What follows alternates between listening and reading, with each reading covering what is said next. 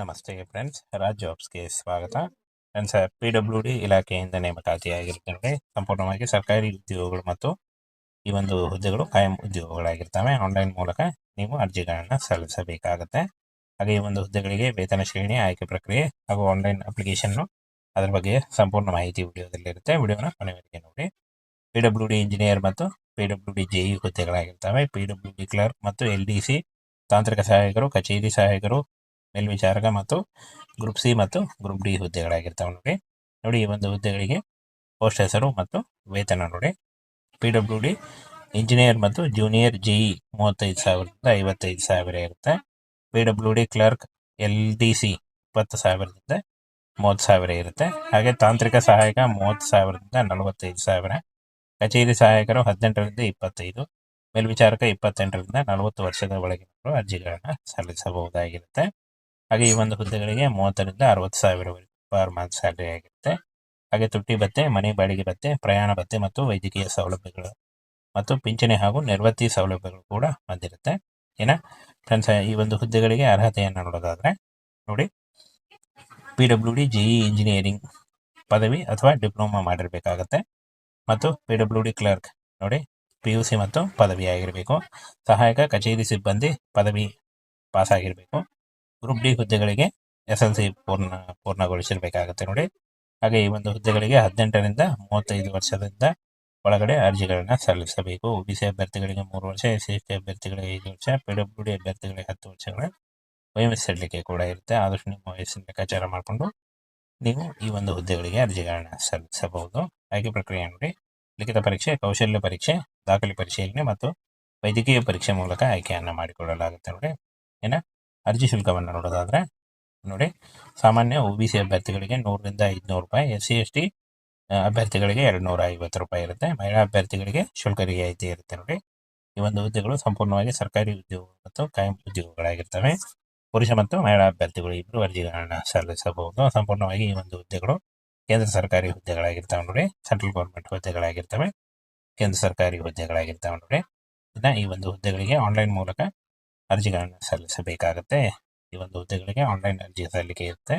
ಅರ್ಜಿ ಸಲ್ಲಿಸುವಾಗ caste income certificate, photo, educational documents ಮತ್ತು ಆಧಾರ್ ಕಾರ್ಡ್ ಇಷ್ಟನ್ನು ತೆಗೆದುಕೊಂಡು ನೀವು ಆನ್ಲೈನ್ ಮೂಲಕ ಅರ್ಜಿಗಳನ್ನು ಸಲ್ಲಿಸಬೇಕು. 30 ಮಾರ್ಚ್ 2026 ಸಲ್ಲಿಸಲು ಕೊನೆಯ ದಿನಾಂಕ ಆಗಿರುತ್ತೆ ನೋಡಿ.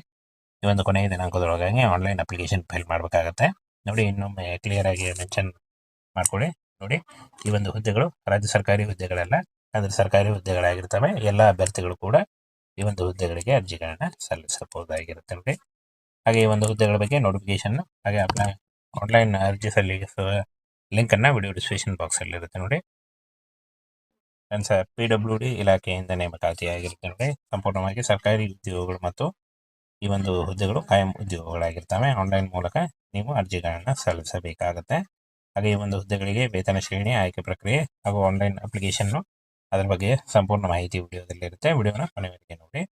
PWD ಇಂಜಿನಿಯರ್ ಮತ್ತು PWD JE ಹುದ್ದೆಗಳಾಗಿರ್ತವೆ. PWD ಕ್ಲರ್ಕ್ ಮತ್ತು LDC ತಾಂತ್ರಿಕ ಸಹಾಯಕರು, ಕಚೇರಿ ಸಹಾಯಕರು, ಮೇಲ್ವಿಚಾರಕ ಮತ್ತು ಗ್ರೂಪ್ ಸಿ ಮತ್ತು ಗ್ರೂಪ್ ಡಿ ಹುದ್ದೆಗಳಾಗಿರ್ತವೆ ನೋಡಿ. ಈ ಒಂದು ಹುದ್ದೆಗಳಿಗೆ ಪೋಸ್ಟ್ ಹೆಸರು ಮತ್ತು ವೇತನ ನೋಡಿ.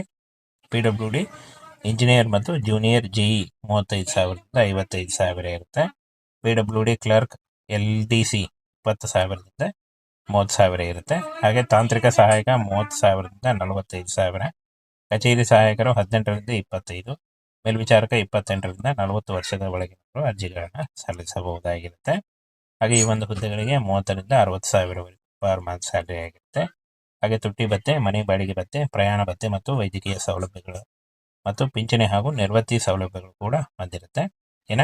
ಫ್ರೆಂಡ್ಸ್, ಈ ಒಂದು ಹುದ್ದೆಗಳಿಗೆ ಅರ್ಹತೆಯನ್ನು ನೋಡೋದಾದ್ರೆ ನೋಡಿ, PWD JE ಇಂಜಿನಿಯರಿಂಗ್ ಪದವಿ ಅಥವಾ ಡಿಪ್ಲೊಮಾ ಮಾಡಿರಬೇಕಾಗತ್ತೆ. ಮತ್ತು PWD ಕ್ಲರ್ಕ್ ನೋಡಿ, PUC ಮತ್ತು ಪದವಿ ಆಗಿರಬೇಕು. ಸಹಾಯಕ ಕಚೇರಿ ಸಿಬ್ಬಂದಿ ಪದವಿ ಪಾಸ್ ಆಗಿರಬೇಕು. ಗ್ರೂಪ್ ಡಿ ಹುದ್ದೆಗಳಿಗೆ SLC ಪೂರ್ಣಗೊಳಿಸಿರಬೇಕಾಗತ್ತೆ ನೋಡಿ.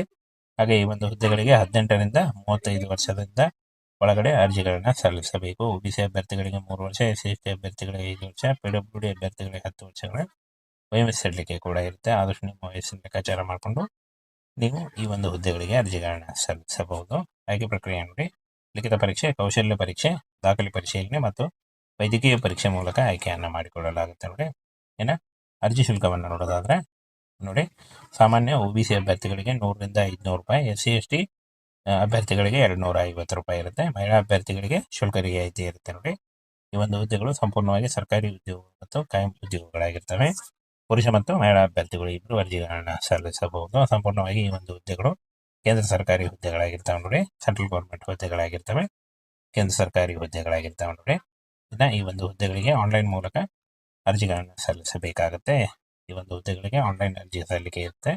ಅರ್ಜಿ ಸಲ್ಲಿಸುವಾಗ caste income certificate, photo, education documents ಮತ್ತು ಆಧಾರ್ ಕಾರ್ಡ್ ಇಷ್ಟನ್ನು ತೆಗೆದುಕೊಂಡು ನೀವು ಆನ್ಲೈನ್ ಮೂಲಕ ಅರ್ಜಿಗಳನ್ನು ಸಲ್ಲಿಸಬೇಕು.